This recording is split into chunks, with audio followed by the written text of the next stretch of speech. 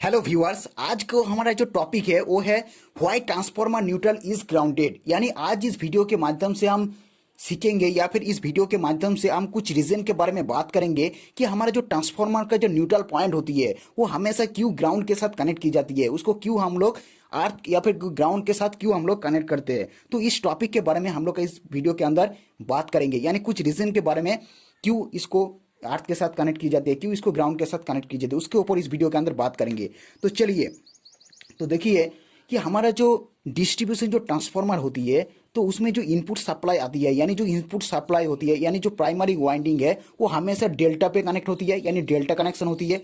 और हमारा जो डिस्ट्रीब्यूशन ट्रांसफार्मर का जो आउटपुट सप्लाई है वो हमेशा स्टार में कनेक्ट होती है, यानी स्टार कनेक्शन, यानी जो ट्रांसफार्मर का जो सेकेंडरी वाइंडिंग होती है वो स्टार कनेक्शन होती है। तो आपको पता ही होगा, जो हमारा या फिर आप स्क्रीन पर देख सकते हैं, जो हमारी स्टार कनेक्शन होती है वहां पर आपको 4 वायर देखने को मिलेगा, यानी तीनों फेज RYB तीनों फेज होती है और एक न्यूट्रल पॉइंट होती है, यानी न्यूट्रल वायर होती है, यानी चारों वायर निकलती है। तो ये जो न्यूट्रल पॉइंट है इसको हम लोग ग्राउंड के साथ कनेक्ट करते हैं। तो इसका पीछे रीजन क्या है, क्यों हम लोग इस न्यूट्रल पॉइंट को ग्राउंड के साथ कनेक्ट करते हैं, तो उसके बारे में डिटेल में बात करेंगे। तो चलिए, तो देखिए, जो हमारी कंज्यूमर होती है, यानी कंज्यूमर जो होती है, यानी तीनों फेज और एक न्यूट्रल के साथ जो हमारे कंज्यूमर तक जो सप्लाई आती है, यानी एक फेज और न्यूट्रल। तो ये जो कंज्यूमर है, यानी हर एक घर के अलग अलग लोड है। तो अलग अलग लोड होने की वजह से ये जो तीनों फेज है, तीनों फेज के अंदर अलग अलग लोड होती है, यानी अनबैलेंस लोड होती है। ये कभी भी बैलेंस नहीं रहता, क्योंकि अलग अलग घर में अलग अलग लोड है। किसी की घर में फैन बल्ब, किसी की घर में पंखा, इस तरह का लोड है, किसी घर में AC फ्रिज वगैरह है। तो अलग अलग घर में अलग अलग लोड होने की वजह से ये जो सिस्टम है ये हमेशा अनबैलेंस्ड होती है, कभी भी बैलेंस नहीं रहता। तो ये अगर हमारा जो न्यूट्रल है वो अगर अर्थ के साथ या फिर जो ग्राउंड के साथ अगर कनेक्ट नहीं रहेगा तो क्या होगा, तो हमारे जो अनबैलेंस लोड होने की वजह से हमारे जो न्यूट्रल पॉइंट है या फिर जो न्यूट्रल वायर है उसके अंदर भी हमारा 10-20 वोल्ट भी आ जाती है, यानी उसके अंदर भी कुछ वोल्ट आ जाती है। तो ये जो न्यूट्रल के अंदर से वोल्ट आना, इसको हम लोग कहते हैं फ्लोटिंग न्यूट्रल। ये आपको ये जो वर्ड है फ्लोटिंग न्यूट्रल, ये बहुत ही इंपॉर्टेंट है, क्योंकि ये जो फ्लोटिंग न्यूट्रल कंडीशन है, यानी अनबैलेंस लोड होने की वजह से हमारा जो न्यूट्रल के अंदर भी 10-20 वोल्ट भी आ जाती है, यानी कुछ वोल्ट रह जाता है। तो इसको हम लोग कहते हैं फ्लोटिंग न्यूट्रल। तो ये जो फ्लोटिंग न्यूट्रल है इसको अवॉइड करने के लिए हम लोग क्या करते हैं, न्यूट्रल पॉइंट को, यानी ट्रांसफार्मर का जो न्यूट्रल पॉइंट है उसको हम लोग ग्राउंड या फिर ग्राउंड के साथ कनेक्ट कर देते हैं। तो ग्राउंड जो होती है, हमारा जो धरती है, जो अर्थ है, वो हमेशा जीरो पोटेंशियल है। तो जीरो पोटेंशियल होने की वजह से हमारा जो न्यूट्रल पॉइंट है, इस न्यूट्रल पॉइंट को हमेशा जीरो पोटेंशियल पे बना रहना के लिए, इस जीरो पोटेंशियल पे इसको रहने के लिए हम लोग इसको क्या करते हैं, न्यूट्रल के साथ कनेक्ट कर देते हैं, यानी अर्थ के साथ इसको कनेक्ट की जाती है इस फ्लोटिंग न्यूट्रल, यानी फ्लोटिंग न्यूट्रल कंडीशन के अवॉइड करने के लिए। तो ये था पहला रीजन, यानी फ्लोटिंग न्यूट्रल का कंडीशन को अवॉइड करने के लिए, न्यूट्रल को हमेशा जीरो पोटेंशियल पे बने रखने के लिए इसको हम क्या करते हैं, पूरी की तरीके से ग्राउंड के साथ कनेक्ट कर देते हैं। तो ये था पहला रीजन। दूसरा रीजन के बारे में बात करते हैं, वो है दोस्तों लाइटिंग के बारे में। यानी हमारा जो आकाशीय बिजली होती है, कि अगर मान लेते हैं कि हमारा जो न्यूट्रल पॉइंट है ट्रांसफार्मर का वो अर्थ के साथ कनेक्ट नहीं है, मान लेते हैं, तो अगर आकाशीय बिजली अगर कोई भी एक फेज के ऊपर अगर गिरती है, मान लेते हैं R फेज के ऊपर गिरा, तो क्या होगा, R फेज तो जो है वो हमारा पूरी तरीके से डैमेज हो जाएगा। तो उसके साथ क्या होगा, हमारा जो और 2 फेज है, यानी Y और जो B फेज है, वो भी डैमेज हो जाएगा, क्योंकि उसके साथ वो कनेक्ट है।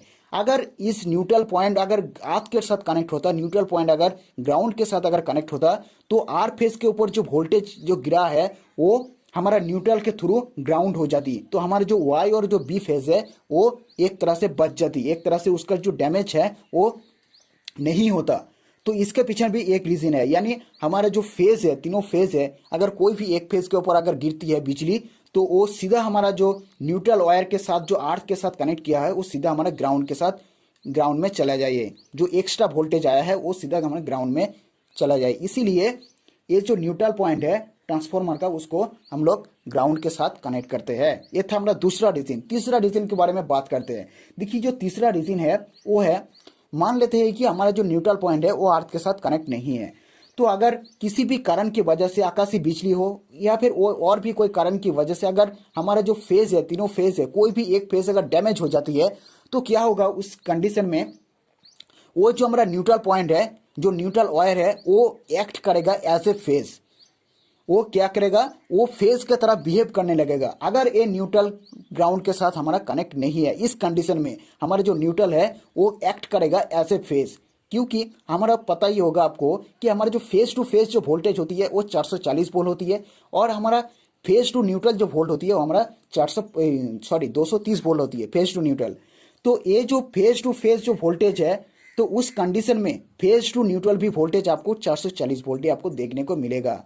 तो हमारे घर के जो सप्लाई जो होती है, यानी घर के जो अपने उपकरण है, फैन वगैरह है, लाइट वगैरह है, वो हमेशा 220 या फिर 230 वोल्ट पे ही ऑपरेट होती है। तो इसको अगर उसी कंडीशन में अगर 440 वोल्ट अगर मिल जाए तो क्या होगा, हमारा सारी के सारी जो उपकरण है वो सारी के सारी हमारा डैमेज हो जाएगा। तो इस कंडीशन को अवॉइड करने के लिए हम लोग क्या करते हैं, अगर ये फेज, अगर ये जो न्यूट्रल पॉइंट है ये अगर अर्थ के साथ कनेक्ट होता तो हमेशा ये जीरो पोटेंशियल पे बने ही रहता, जीरो पोटेंशियल ही होता। तो जीरो पोटेंशियल होता तो ये एज ए एक्ट, यानी ये फेज की तरह बिहेव नहीं करता, ये एज ए न्यूट्रल एक्ट करता। क्योंकि इसमें अगर न्यूट्रल अगर फेज के अर्थ के साथ अगर कनेक्ट नहीं रहेगा तो इस कंडीशन में क्या होगा, हमारा जो फेज है, दो फेज और एक न्यूट्रल, यानी ये तीनों फेज एक तरह से बिहेव करेगा, यानी फेज की तरह बिहेव करेगा। तो इस कंडीशन को अवॉइड करने के लिए, यानी हमारा जो न्यूट्रल है वो अगर फेज की तरह बिहेव ना करे, इस कंडीशन को अवॉइड करने के लिए भी हमारे जो न्यूट्रल पॉइंट है ट्रांसफार्मर का, उसको ग्राउंड के साथ कनेक्ट की जाती है। तो ये था तीनों रीजन, यानी पहला रीजन था floating neutral. Floating neutral condition को अवॉइड करने के लिए हम लोग करते हैं ट्रांसफार्मर को ग्राउंड के साथ न्यूट्रल पॉइंट को। और दूसरा रीजन है आकाशीय बिजली। आकाशीय बिजली के अगर गिरती है कोई फेज के ऊपर तो वो हमारा पूरी सिस्टम को, यानी फेज के जो सिस्टम है पूरी सिस्टम को वो डैमेज ना करे, जिस फेज के ऊपर वही अगर डैमेज रहे, तो इसीलिए इसको हम अर्थ के साथ कनेक्ट करते हैं। दूसरा रीजन। तीसरा रीजन है कि हमारा जो न्यूट्रल पॉइंट है वो फेज की तरह बिहेव ना करे, तो इसको अवॉइड करने के लिए भी की जाती है। तो आई होप आपको इस वीडियो को अंदर आपको कुछ बेहतर जानकारी मिली होगी। इस वीडियो को लाइक करें, इस चैनल को सब्सक्राइब करें। तो मिलते हैं नेक्स्ट वीडियो पर।